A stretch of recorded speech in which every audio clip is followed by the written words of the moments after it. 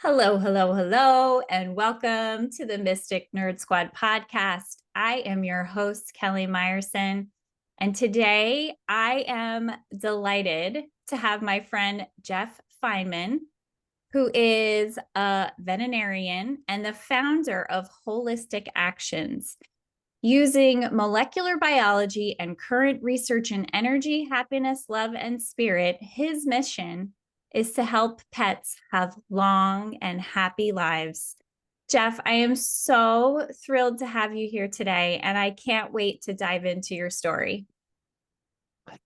Thanks so much for having me. It's a pleasure and honor. So thank you.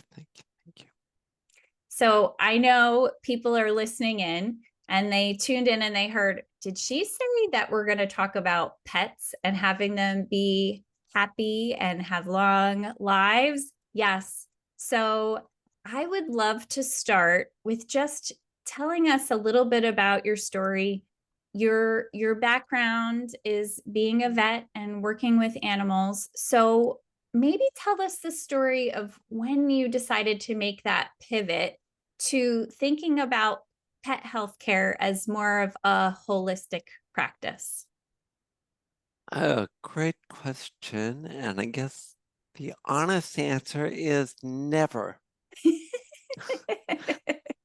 I guess I've always seen everything as being connected, and that's one of the weird ways my brain works. And we found out later in life that was my own brain disease, but that's a whole different story.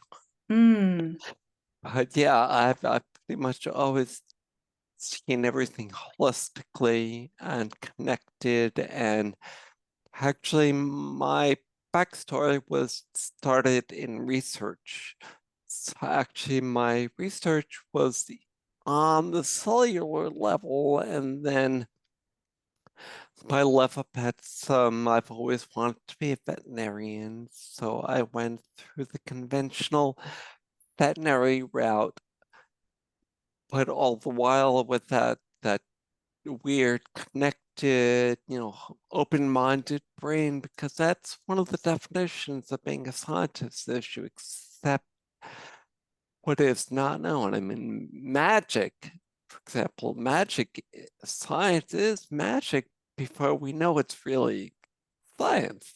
So, what was magic years ago? Electricity was magic. Wow, a light bulb lit up, an atomic bomb, nuclear, anything was magic. And of course, now we're in the whole quantum world where everything quantum is magic to begin with. So anyway, that was the mindset that I went into vet school with, but unfortunately, vet school and medical school inculcates us into a very rigid way of seeing the world, very reductionistic, very much the opposite of the holistic way of seeing things. And that's how I practiced for many years, always seeking, always trying to find, a better way within the frame. But then realized gradually after about a decade that there was a lot of stuff that we didn't learn in vet school that really worked and that could really help our pets. mm. And that's when I started actually practicing more holistically as far as using supplements and diet and lifestyle, all these things that we don't really learn about in vet school. But the veterinary model was wonderful for providing a basis against which I could, move on and still use as, a very, very important way to diagnose and name diseases and name things that are going on with your pets. Yeah.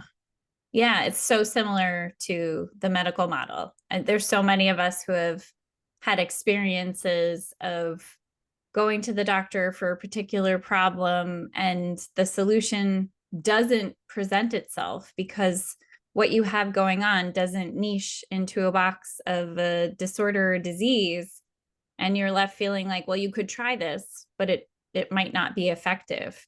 And so I know in my own journey taking care of my human body, it's been some of the holistic things that I've come across, whether it's supplements or meditation or things that made me feel like a healthier human being. So I completely relate to that experience. And from the science perspective, you know, go being an occupational therapist, so you learn the body, the biology, the neuroanatomy, and then you get a child in front of you, and you're like, oh, okay, that's not in the box. Let me see. So I completely relate, and I love the way that you talked about historically things that we now take for granted were considered magic before we fully understood them. So I love that comparison. So I want to jump into something that I really got excited about when I was looking at the work that you do. And the acronym is BEAM. Can you tell me a little bit about what BEAM is and how you use it? Sure. So learning and understanding more about the beam may be one of the most important things that we do talk about, because it goes back to holistic versus reductionistic. We reduce the body to parts or symptoms. There's a problem with the eye, there's a problem with the ear, there's a problem. And veterinary medicine has gotten very good at getting rid of symptoms, addressing those symptoms, and getting rid of them, whether it's with an antibiotic or anti-inflammatory, anti-this or anti-that. But that to me is an issue, because an anti is working against the body, and BEAM is a way of looking at the body, looking at our pets, that is working with their bodies. So BEAM is the acronym for behavior, energy, appetite, and mood, which are the factors that directly correlate to how the animal is doing internally. So they may have a really bad ear, or really, itchy skin, or, something going on, but if their BEAM is good, you know that they're operating on all cylinders, and that it's really, the symptom is just the body's way of trying to tell you something's subtly going on. I'll give you a quick example of the use of BEAM. Fairly recent, two different dogs, they both vomited with blood. One of them, the BEAM dropped from 9 out of 10 down to a 4 out of 10, so it didn't want. He was really sick. The other dog, the BEAM didn't change at all. Just so happened that the one dog that had a high BEAM but vomited blood was a couple hours away from the ER, so they didn't rush him to the ER, and decided that because he had high BEAM, they would wait till the morning. When they did get the dog examined, there was nothing going on, whereas the dog whose BEAM had dropped never vomited blood again, but the BEAM stayed low. And the vet exam found all kinds of problems going on. And again, I just use the word problems, but they're not problems, they're just, minor challenges, because the body is designed to get over all of these challenges that we perceive as challenges, because they're usually not bothered by it. Mm-hmm. Um, Mm-hmm. Animals are not worried about what their symptoms are. We are. Exactly. Exactly. I love that. So is BEAM, does it have a scale with it in a way of rating your pet to figure out whether one area is a relative strength or going well, or another is really having a little bit of an imbalance? Yeah, thank you for asking that. And there is, a BEAM score So we score that on a 1 to 10 scale, where 10 is 100% like normal, and 1 is like really, really, uh, 0 is, there's nothing left at all. Mm, So 10's the best. There are ways to look at that score and keep it above an 8. That's actually the level that I like to see it at, an 8, 9, or 10. And each little aspect breaks down, behavior. You look at, is your dog, alert? Is your cat purring and happy? Your energy is easy to see. Do they get up? Do they greet you at the door? Do they want to play like usual? Do they walk as far as usual? Appetite is the easiest part to quantitate. You mm-hmm. can actually measure things like how long does it take him to eat? Is he picky at all? Does he finish the bowl? Does she leave food over? That kind of thing. And mood and behavior go together. So unless you're actually communicating with your dog, you can't say, so are you in a bad mood? But you can see that by, a dog or a cat that just wants to fly around and wants to go off and be by itself and doesn't even want to be with his mom or dad. Mm-hmm. Yeah. Yeah, I can definitely see that. I have a little puppy. She's 11 months. And a couple months ago, she started not being interested in eating. She was having very loose stool. She was a little quieter, didn't want to play. And we were like, okay, we kind of looked at all of those things. We were like, something is wrong. It's time to go to the vet and figure out what's happening. It turned out she had Giardia and she just needed to take medicine and be away from other animals and all the things that go with that. And and they also recommended changing to a whole food, very gentle chicken and rice diet, which she's my picky eater. So she was delighted about that part of it and very quickly was into eating again. So, but I can see what you're saying about how their behavior and mood, when you have this predictable way of being, she loves to be with us, she loves to play, she usually has like her little zoomies that she does once a day. So anytime any of those things fall out of the picture, we're like, something is not right. And that's probably a typical experience that, pet people have. It is for sure. And then the whole other issue of, you know, do they really need the medications? Do they really need, an antibiotic against Giardia or against the bacteria? Or is that secondary? Is the primary problem really with the pickiness? Why, for example, is your pup picky? I mean, dogs in the wild, animals in the wild, if there's food, they're going to eat it. They're not going to say, I don't really want that today, but I'll have this. But they're eating a fresh food diet. That's often, a game changer for a lot of animals. We've convenience sake made them and actually made them eat a ultra processed dry or wet food diet, which is about as far from a natural diet as we can ask. And I'd say at this point around 75% of what I see, whether it's vomiting or diarrhea or pickiness or other allergy symptoms, those are resolved by going into a fresh food diet, fresh Mm, food. yeah. So, and we can certainly talk further about what that even means. But fresh food as opposed to processed food.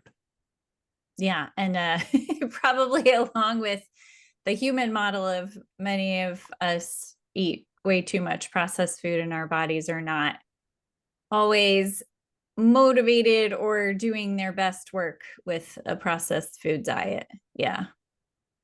And you hit the nail on the head because the body is designed to do a job. The body is designed to stay in balance. And our animals are great at staying in balance unless we introduce something that's going to push them off that balance, whether it's diet, whether it's a toxin, whether it's a drug.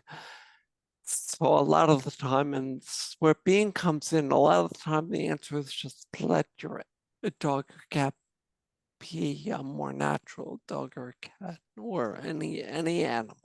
Mm, Let them be themselves. And that is actually what the whole conscious and compassionate communication system is all about. Is just letting them, letting animals do their own thing. yeah, I love that.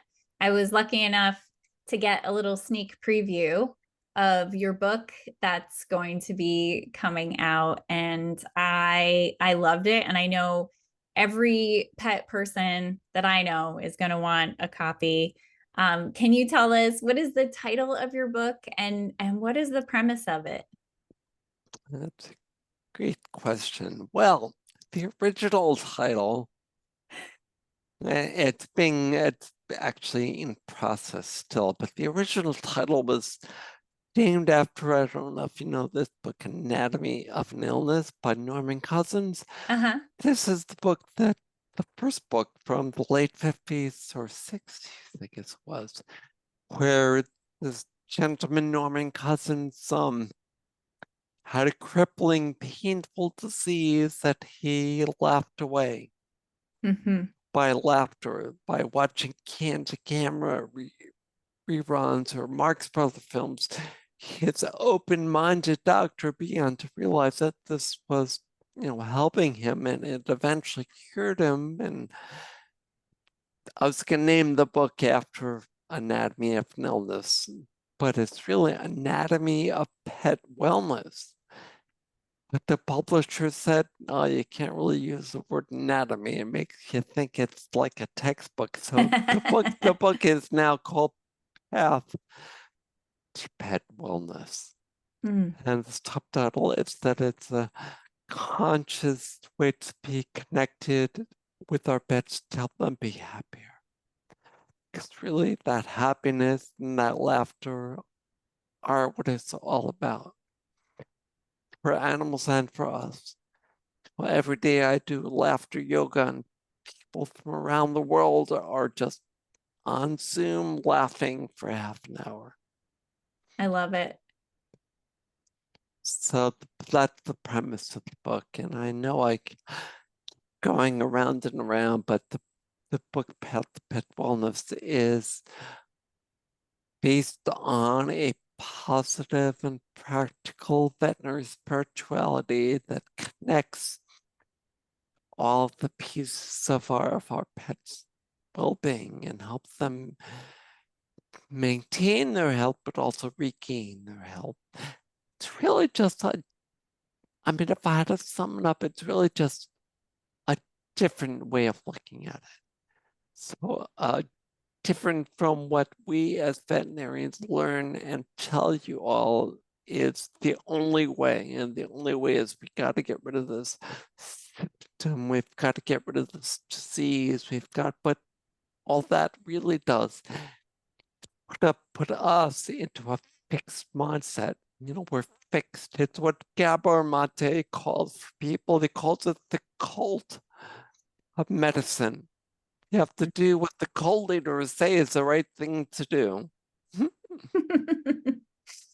Exactly. Exactly. I love that. The path to pet wellness. And I think it's such a nice companion for so many of us that are embracing the idea of improving our well being, holistic living. And now we have this opportunity to help our pets. So, when is this book coming out? Where will people be able to find it? That is a really good question. It's probably going to come out, and because I want everyone to know that there's at least a different way to look at it. It's going to probably come out in the ebook version by the end of this year, but it'll be launched in bookstores hopefully by late spring, early summer of next year.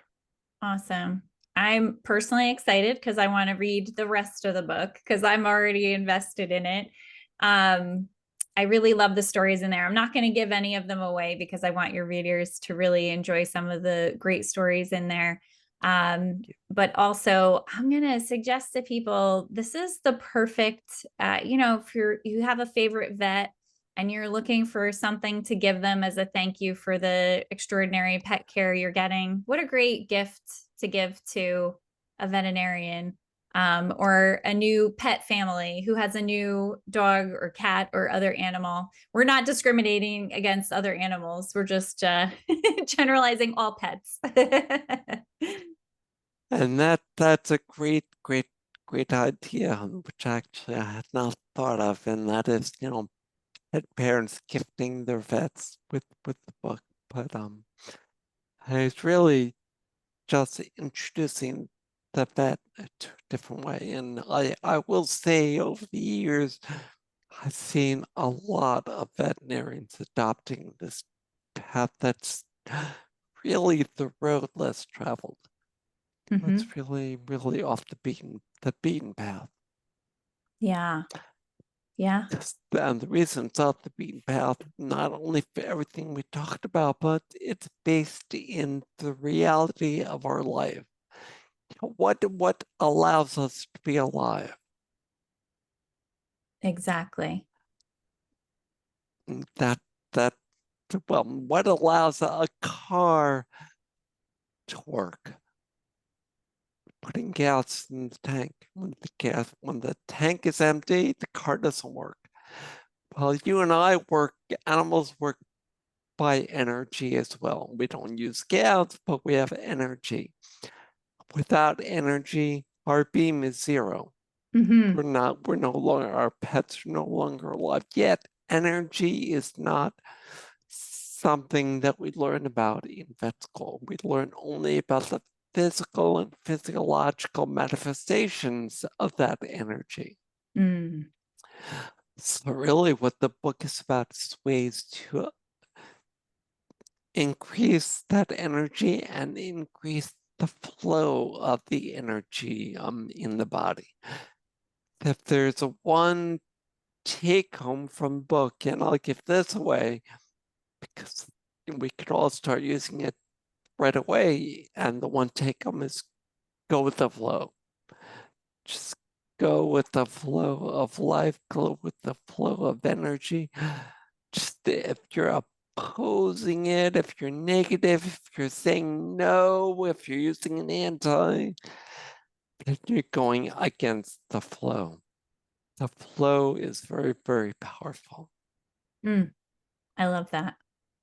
I love that. I am so grateful for you. And I hope you'll come back, even if we do a quick episode where we can just hold up a picture of the book and share it with people so we can let them know when it's available. And I'm thrilled for all the work that you're doing and the inspiration. And, personally excited about your journey because I have a 10-year-old who wants to be either a vet or a zoologist when he grows up. So, I told you that I'm going to have to get a copy and put it aside for my son for himself for the future.